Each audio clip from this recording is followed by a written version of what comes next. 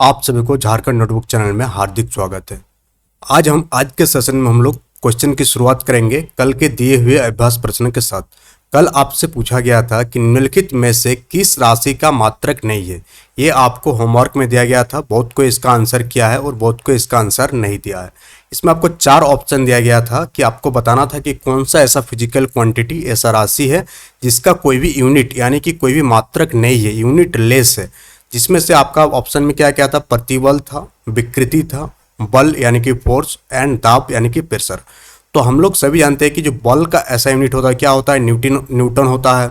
दाब का क्या होता है? दाब का पास्कल होता है। तो ये दोनों तो आप इजीली एलिमिनेट कर सकते हैं कि ये दोनों का तो मात्रक है। बल और दाब जो है ये मात्रक लेस नहीं है, ये आपको इजीली आप एलिमिनेट कर सकते हैं। जो प्रतिबल होता है, स्ट्रेस का भी अपना मात्रक होती है। बट जो विकृति है, जिसे हम लोग इंग्लिश में क्या बोलते हैं? स्ट्रेन। क्या बोलते हैं? स्ट्रेन। Stress and strain. तो स्ट्रेन जो होती है इसका कोई भी मात्रक नहीं होती है। अगर हम लोग स्ट्रेन का फॉर्मूला को लिखेंगे तो स्ट्रेन इक्वल टू होता है डेल एल बाई एल। यानी यह जो एल है कोई वस्तु का अपना जो लंबाई है, और दूसरा डेल एल जो है उसका लंबाई में परिवर्तन है। यानी कि ओरिजिनल लेंथ, नीचे जो क्या आ जाएगा आपका ओरिजिनल लेंथ, वास्तविक लेंथ, और ऊपर क्या आ जाएगा? Change in length. तो आप यहाँ देख पा रहे हैं दोनों ही क्या है? लेंथ की बारे में बात कर रहा है। एक ओरिजिनल लेंथ और दूसरा क्या? Change in length.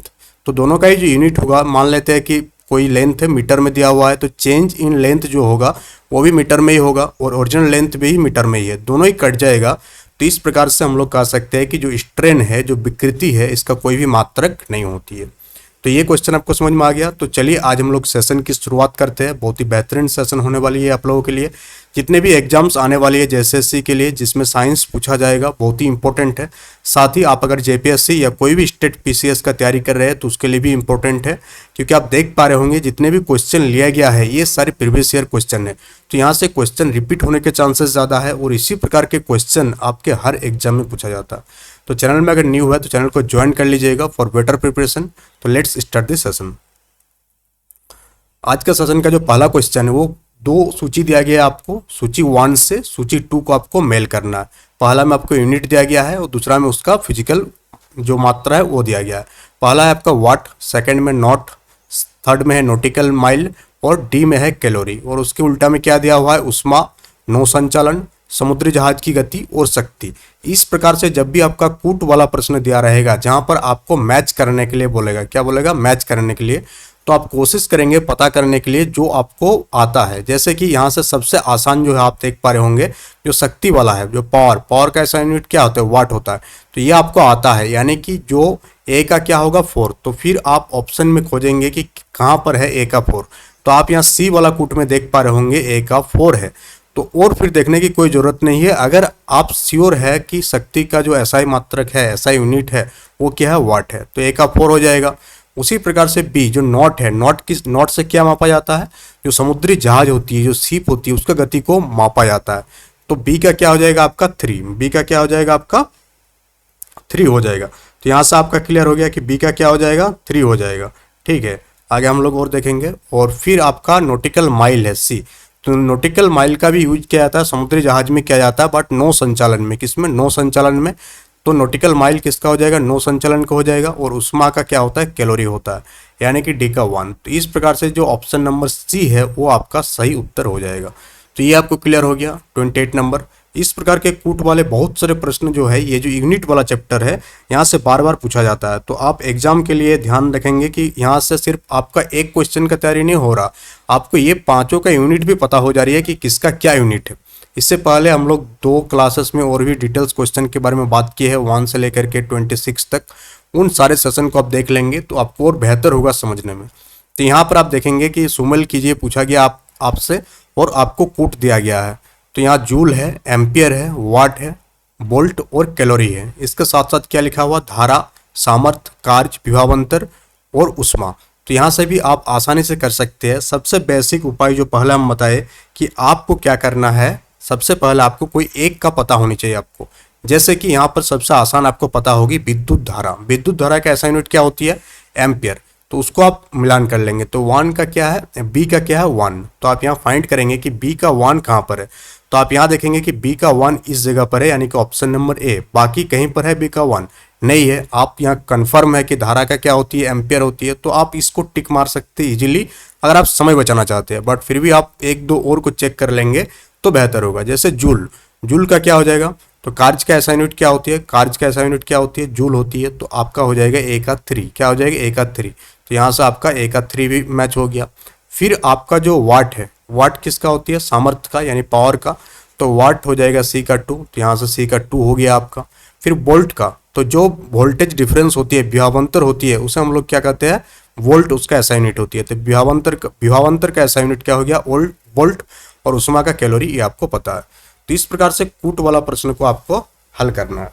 फिर आपसे क्वेश्चन नंबर 30 में पूछा गया है कि निम्नलिखित में से कौन जो है सुमेलित नहीं है, यानी कि आपको 4 ऑप्शन दिया गया है। जैसे पहला ऑप्शन में नॉट के बारे में बात किया गया, तो नॉट जो है जहाज के चाल की माप को हम लोग नॉट से मेजर करते हैं, तो ये आपका सही है। फिर आपको दिया गया है नॉटिकल माइल, तो नॉटिकल माइल जो होती है वो नौ संचालन में प्रयुक्त दूरी का, डिस्टेंस की एक इकाई है, डिस्टेंस की एक यूनिट है, जो कहाँ पर प्रयोग होता है, नौ संचालन में इसकी प्रयोग होता है। फिर आपसे सी में दिया गया एंगस्ट्रॉम, जो कि है कि प्रकाश के तरंगदैर्घ्य की यूनिट है एंगस्ट्रॉम। बट यहाँ प्रकाश वर्ष जो है, हम लोग इससे पहले के 2 सेशन में बार बार बताए हैं, प्रकाश वर्ष किसकी मात्रक है, प्रकाश वर्ष दूरी का मात्रक है। प्रकाश वर्ष किसकी मात्रक है, दूरी का। तो यहाँ पर लिखा हुआ प्रकाश वर्ष समय मापन की इकाई, जो कि क्या गलत है। और आपसे वही पूछा गया था कि कौन सा सुमेलित नहीं है, यानी कि कौन सा जो है सही मैच नहीं है। तो ऑप्शन नंबर डी जो है सही मैच नहीं है, क्योंकि प्रकाश वर्ष का जो यूनिट होगा वो क्या होगा, दूरी होगा। तो ये भी आपको क्लियर हो गया। ये प्रकाश वर्ष से रिलेटेड जितने भी कॉन्सेप्ट है ये पहले क्लास में ही क्लियर कर दिए थे कि इससे ज़्यादा प्रकाश वर्ष और कोई क्वेश्चन नहीं पूछा जा सकता। फिर कोई भी क्वेश्चन अगर आपसे पूछा जाएगा आप उसको आंसर दे पाएंगे। जैसे कि आप यहाँ पर देखें कि प्रकाश वर्ष वाला आप इजीली कर दिए। अगर आप पहले के 2 क्लास देखे हैं तो ये क्वेश्चन आपके लिए एकदम हल्का था, कोई इसमें कोई दो राय नहीं है। अब हम लोग नेक्स्ट क्वेश्चन की ओर बढ़ेंगे। नेक्स्ट क्वेश्चन आपसे पूछा गया है क्वेश्चन नंबर 31 कि एंगस्ट्रॉम किसकी यूनिट है। आपको 5 ऑप्शन दिया गया है, ये बीपीएससी की प्री में पूछा गया था ये, जिसमें से किसका है, क्या पूछा गया, तरंगदैर्घ्य की, ऊर्जा की, आवृत्ति की या वेग की, या उपयुक्त में से कोई नहीं, या उपयुक्त में से एक से अधिक। तो हम लोग सभी जानते हैं तरंगदैर्घ्य की जो यूनिट होती है वो क्या होती है, एंगस्ट्रॉम होती है। क्या होती है, एंगस्ट्रॉम। तरंगदैर्घ्य यानी कि वेवलेंथ। और एक एंगस्ट्रॉम का अगर मान पूछा जाए कि एक एंगस्ट्रॉम का मान कितना होती है, तो मान कितना होती है 10⁻⁻10 मीटर। क्या होती है 10⁻⁻10 मीटर। ये भी अगर आपसे पूछा जाए ऑब्जेक्टिव में एक एंगस्ट्रॉम की मान क्या होती है, तो आप बोलेंगे 10⁻⁻10 मीटर। फिर वो सेंटीमीटर में दिया रहे, किलोमीटर में दिया रहे, आप उसको कन्वर्ट कर सकते हैं। तो आपको याद रहेगा कि एंगस्ट्रॉम का जो मान होती है, एक एंगस्ट्रॉम की जो मान होती है कितना होती है 10⁻⁻10 मीटर। और एंगस्ट्रॉम किसकी इकाई है, एंगस्ट्रॉम जो है तरंगदैर्घ्य की इकाई है। अब हम लोग नेक्स्ट क्वेश्चन की ओर बढ़ेंगे। Question number 32। क्वेश्चन नंबर 32 पूछा गया है एक हॉर्स पावर में कितने वाट होती है, 1 हॉर्स पावर इक्वल टू कितने वाट होती है। तो ये क्लास 10th में आप में पढ़े होंगे आप, तो 746 वाट कितना होती है, 746 वाट होती है 1 हॉर्स पावर इक्वल टू। तो आप यहाँ देख पा रहे होंगे जितने भी क्वेश्चन या एमपीपीसीएस या बाकी पीसीएस में पूछा जा रहा है सारे एनसीईआरटी बेस्ड क्वेश्चन है। अगर आप एनसीईआरटी को क्लियर कर लेंगे तो इजीली जो है आप जो है आराम से साइंस के सारे क्वेश्चन को लेके जाएंगे। और यहाँ पर वाट किसकी यूनिट होती है, शक्ति का, किसका होती है, वाट शक्ति का। तो हॉर्स पावर एक प्रकार से किसको डिनोट कर रहा है, पावर को। किसको डिनोट कर रहा है, पावर को डिनोट कर रहा है। हम लोग पहले ही बताए कि वाट जो होती है किसकी यूनिट होती है, शक्ति का। किसका, शक्ति का। और 1 हॉर्स पावर इक्वल टू कितना होती है, 746 वाट होती है। अगर हम लोग शक्ति का मात्रक की बात करें, पावर का मात्रक की बात करें, वाट होती है कैसे होती है, जूल पर सेकंड। क्या होती है, जूल पर सेकंड। यानी कि हम लोग लिख सकते हैं कि 1 वाट अगर पूछे आपसे कोई कि 1 वाट इक्वल टू कितना होती है, तो 1 वाट इक्वल टू होती है 1 जूल पर सेकंड। यानी 1 सेकंड में 1 जूल कार्य हुआ तो उसको पूरा मात्रक क्या हो जाएगा, 1 वाट हो जाएगा। और 1 हॉर्स पावर इक्वल टू कितना हो जाएगी, 746 वाट। तो आपको क्लियर हो गया। सेशन आपको अच्छा लग रहा है तो सेशन को लाइक कीजिए, शेयर कीजिए ज़्यादा से ज़्यादा लोगों तक, so that everyone could benefited from this session. Jharkhand के जितने भी एग्जाम्स है उसके लिए बहुत ही इंपॉर्टेंट है ये सारे। अब हम लोग एक बहुत ही इंपॉर्टेंट क्वेश्चन को करने जा रहे हैं जो कि आईएएस के एग्जाम में पूछा गया, यूपीएससी के एग्जाम के प्री में पूछा गया है और यूपीपीसीएस प्री 2006 में भी पूछा गया है। तो ये क्वेश्चन आपको हूबहू नहीं बोल रहे कि आपको मिल जाएगा आपके एग्जाम पेपर में, बट इससे रिलेटेड जो भी कॉन्सेप्ट है वो आपके एग्जाम में पूछे जा सकते हैं, क्योंकि ये यूपीएससी लेवल का क्वेश्चन है। तो आप बहुत ही ध्यान से इस क्वेश्चन को देखेंगे और इसका आंसर करने की कोशिश करेंगे। इस सेशन का मैक्सिमम बेनिफिट लेने के लिए आपको करना क्या है, आपको बिना आंसर देखे आपको कमेंट बॉक्स में कमेंट करना है कि आंसर क्या होगा। तो चलिए यहाँ पर दो सूची दिया गया है, सूची 1 एंड सूची 2, दोनों का आपको मैच करना है। पहले आप एक साइड का पढ़ लेंगे क्या क्या है दिया हुआ। सूची 1 में दिया हुआ उच्च वेग, तरंगदैर्घ्य, दाब, ऊर्जा। सूची 2 में आप देखेंगे क्या क्या दिया हुआ, मैक, एंगस्ट्रॉम, पास्कल, जूल, यानी कि एक साइड यूनिट दिया हुआ है, एक साइड फिजिकल यानी भौतिक मात्रा दिया हुआ है, एक साइड क्या दिया है, यूनिट दिया हुआ है। तो आप इसको ध्यान से देखेंगे तो आप यहाँ पाएंगे तरंगदैर्घ्य आपको एक आसान सा दिख रहा है जो इससे पहले हम लोग किए, दाब आपको एक आसान सा दिख रहा है, ऊर्जा भी आपको एक आसान सा दिख रहा है। तो हम लोग सभी जानते हैं जो दाब का ऐसा यूनिट होती है वो क्या होती है, पास्कल। तो सी का क्या हो जाएगा, 3। तो आप यहाँ देखेंगे कि किस किस ऑप्शन में सी का 3 है। तो आप देखेंगे कि दो ऑप्शन में, option number A and option number C, इस दोनों में ही सी का जो आंसर है वो 3 है। तो अब आपको और एक को एलिमिनेट करना है। 4 में 2 आप इजीली एलिमिनेट कर दिए, बाकी 2 आपको, बाकी और एक एलिमिनेट करना है, तो फिर आपका आंसर निकल जाएगा। तो दूसरा हम लोग कैसे एलिमिनेट करेंगे, जैसे हम लोग यहाँ सबसे आसान वाला एक देखेंगे, फिर ऊर्जा। ऊर्जा का ऐसा यूनिट मैक्सिमम लोगों को ऊर्जा की ऐसा यूनिट मालूम होती है, और ऊर्जा का ऐसा यूनिट क्या होती है, जूल। क्या होती है, जूल। तो डी का 4, तो आप यहाँ फिर देखेंगे डी का 4, तो आप देखेंगे कि इस दोनों में ही डी का 4 है, तो अब फिर भी एलिमिनेट नहीं हुआ। और एक देखेंगे तो आपका क्या हो जाएगा, वो एलिमिनेट हो जाएगा। तो आप देखेंगे कि जो तरंगदैर्घ्य है, तरंगदैर्घ्य क्या होती है, एंगस्ट्रॉम होती है। तो आप यहाँ देखेंगे कि बी का 2, तो ऑप्शन नंबर सी में बी का 2 है, बट ऑप्शन नंबर ए में नहीं है। तो ऑप्शन नंबर ए गलत हो गया और सही उत्तर क्या हो जाएगा, ऑप्शन नंबर सी। और उच्च वेग हाई वेलोसिटी का क्या हो जाएगा आपका, मैक। ठीक है, तो ये आपको क्लियर हो गया। इस प्रकार से आपको क्वेश्चन को करना है, तो आप आसानी से उड़ा के ले जाइएगा सारा क्वेश्चन को, और एग्जाम इजीली करेक्ट हो जाएगा। बहुत ही शांत दिमाग से, बहुत ही जो आपको एग्जाम हॉल में जो है कोई प्रेशर नहीं बनाना अपने ऊपर कि क्या दे दिया है, क्या पूछ दिया है। आप इजीली सारी चीज़ों को हैंडल कर सकते हैं। देखिए क्वेश्चन नंबर 34, आप ये छत्तीसगढ़ PCS 2015 में क्वेश्चन पूछा गया है कि जूल जो है ऊर्जा से उसी तरह संबंधित है जैसे पास्कल। ये भी क्वेश्चन थोड़ा सा घुमा के दिया गया है कि जूल क्या है, ऊर्जा का ऐसा यूनिट है। जूल क्या है, ऊर्जा का ऐसा यूनिट है। तो पास्कल किसका यूनिट है, ये आपसे पूछा गया। डायरेक्टली नहीं पूछा गया, इनडायरेक्टली पूछा गया कि पास्कल किससे संबंधित है। यानी आप देखेंगे कि पास्कल भी एक ऐसा यूनिट है। क्या है, पास्कल एक ऐसा यूनिट है, क्योंकि जूल भी क्या है, एक ऐसा यूनिट है। किसका ऐसा यूनिट है, ऊर्जा का। यहाँ पर आपको 4 ऑप्शन दिख रहा है, मात्रा, घनत्व, दबाव और शुद्धता। तो आप जानते होंगे कि दाब का ऐसा यूनिट क्या होती है, पास्कल होती है। तो इसका आंसर क्या हो जाएगा, ऑप्शन नंबर बी इसका आपका सही आंसर हो जाएगा। अब आप क्वेश्चन नंबर 35 देखेंगे कि 1 माइक्रोन किसके बराबर होती है, 1 माइक्रोन इक्विवेलेंट टू या इक्वल टू किसके इक्वल होता है। तो चलिए इसका आंसर कीजिए, आप कमेंट बॉक्स में कमेंट करके इसका आंसर कीजिए। आंसर करने से ही आपको सारा डाउट क्लियर होगा, तब जाके आपको पता चलेगा सारी चीज़ें, और भी कोई क्वेश्चन पूछा जाएगा तो वहाँ से आपको कोई डाउट नहीं होगा। तो आपको यहाँ पर सारे ऑप्शन मिलीमीटर में दिया हुआ, किस में दिया हुआ, मिलीमीटर में दिया हुआ है। और पहला ऑप्शन है 1/10 मिलीमीटर। क्या पहला ऑप्शन 1/10 मिलीमीटर। सेकेंड ऑप्शन है आपका 1/100 millimetre. Third option 1/1000 and fourth option 1/10000 आपका दिया गया। तो इसका सही उत्तर क्या होगा, तो इसका हम लोग सबसे पहले 1 माइक्रोन इक्वल टू कितना होता है वो पता करेंगे। तो 1 माइक्रोन इक्वल टू कितना होता है, 10⁻⁻6 मीटर। क्या होती है, 1 माइक्रोन इक्वल टू 10⁻⁻6 मीटर होती है। अब इस मीटर को आप किस में चेंज करेंगे, मिलीमीटर। किस में चेंज करेंगे, मिलीमीटर में चेंज करेंगे। तो आप इसको इस प्रकार से लिख सकते हैं, 10⁻⁻6 मीटर से मिलीमीटर की ओर जा रहे हैं तो हम लोग मल्टीप्लाई करेंगे, छोटा की ओर जा रहे हैं, बड़ा की ओर जाते हैं तो हम लोग डिवाइड करते इंटू 10⁻³ मिलीमीटर। क्या हो गया, मिलीमीटर। तो यहाँ से आप इजीली देख सकते हैं 10⁻⁻6 से, या 10⁻+3 है तो -6 + 3 तो बच गया क्या, 10⁻³ मिलीमीटर।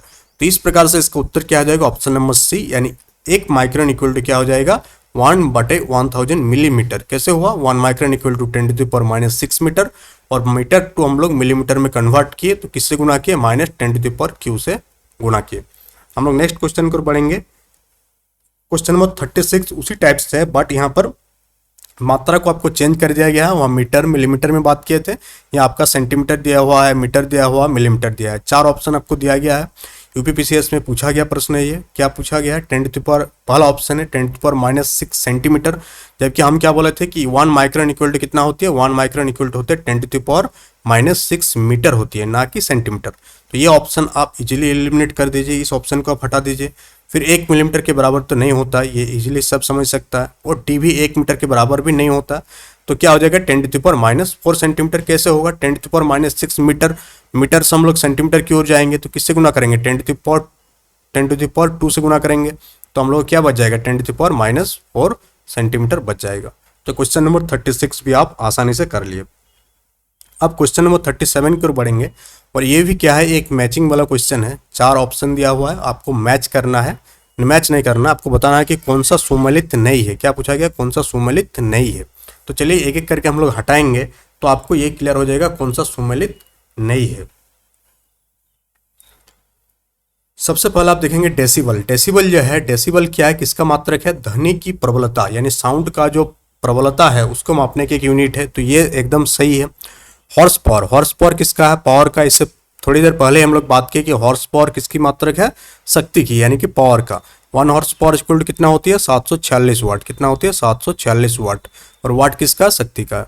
समुद्री माइल, समुद्री मील किसका है, नौ संचालन। इससे पहले हम लोग बात किए, नौ संचालन में डिस्टेंस की एक, दूरी की एक इकाई है समुद्री मील। फिर पूछा गया सेल्सियस, सेल्सियस लिखा है यहाँ उष्मा का। सेल्सियस क्या है, उष्मा का नहीं है, उष्मा का जूल है। सेल्सियस किसका, तापमान का, टेम्परेचर। हम लोग क्या लिख सकते हैं, सेल्सियस जो है ताप मापने के मात्रक है, किसका, ताप मापने के मात्रक है, ना कि उष्मा मापने की।